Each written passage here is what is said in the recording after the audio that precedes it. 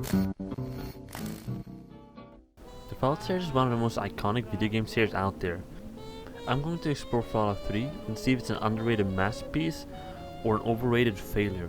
In Fallout 3, you start as many of us do, being born. This is where you will customize your character and make an absolute masterpiece, I'm sure.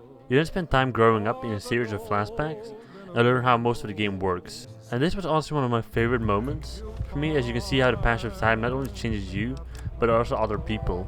One day you get woken up by Amada, your lifelong friend. She tells you need to leave the vault because her father's men are coming after you because your own father has left.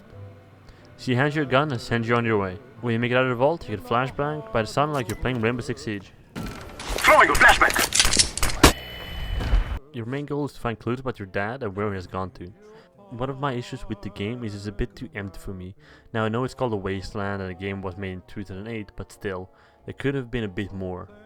Like there are places that are almost completely empty and there's really nothing there for you. Then there's the level design, which isn't great to say the least. Like the Citadel for example. And I spent a few minutes looking for the Elder so I can wear power armor, and it was not very easy to find them just where he is. Then there's a giant ship that has multiple doors, some with loading screens, and the only place that I went there is the lab. When this annoyed me the most was when I had to go to the radio station and I just couldn't find my way there. Now this might be because I have room temperature IQ, but wherever I went there was rubble in the way, and in the end I had to look it up where I had to go. Now like a lot of Bethesda games, there's a lot to do in Fallout 3. While the main quest isn't crazy long, there's enough side quests there that will keep you going for a long time. It's like you will get other side quests while doing side quests. One thing that annoyed me a bit was when there was no hotkeys for weapon swap. At least not that I noticed. Again, I have room temperature IQ.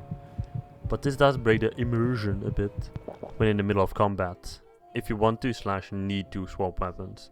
A bit after getting out of the vault was the most boring part for me. Now when I say this I mean for the main quests. It didn't feel quite as eventful as what happened after. It just felt a bit repetitive when you talk to someone and they would tell you, yeah I know your dad, he was here, and now he's not. Do this for me and I will tell you where he went. This happens about 3 times, and when you finally find your dad, things start to heat up a bit. After you start a community of people, you head back to the ship with your dad, and after a bit of talk, you head back to the Purifier with the science team and start it up. But then the Enclave shows up, an organization I've never heard of before, and my dad fucking dies. Now this was exciting but also confusing at the same time. I saw them fly in and I thought it was a Brotherhood, as I've never heard of them before. Another problem I have is that many of the choices you make in the game have no real impact on the ending of the game. There are 2 endings and they are based upon whether you inactivate the Purifier and put the virus in or not.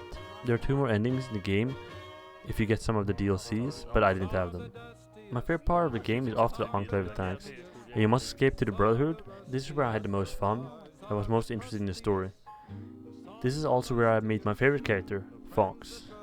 You meet him when you're looking for the Gek, and after you free him, he offers to get it for you. What a lad. You meet him again after escaping the Enclave HQ, and if you succeed, you can get him to follow you. Now with this, is Fallout 3 an underrated masterpiece or an underrated failure? Well, it depends. If you're an older gamer who grew up with games like this, you will probably enjoy it. But if you're a bit of a younger gamer who hasn't played a game that came out past 2015, then there will probably be a lot of things that you get annoyed by. But no matter what type of game you are, I do recommend the game. It can be loads of fun when you get into it. If you want to see me play Fallout 3, then make sure to check out this video next. Thanks so much for watching, and I'll see you guys next time. The grass is the springiest, the bees are the stingiest, the birds are the wingiest, the bells are the ringiest.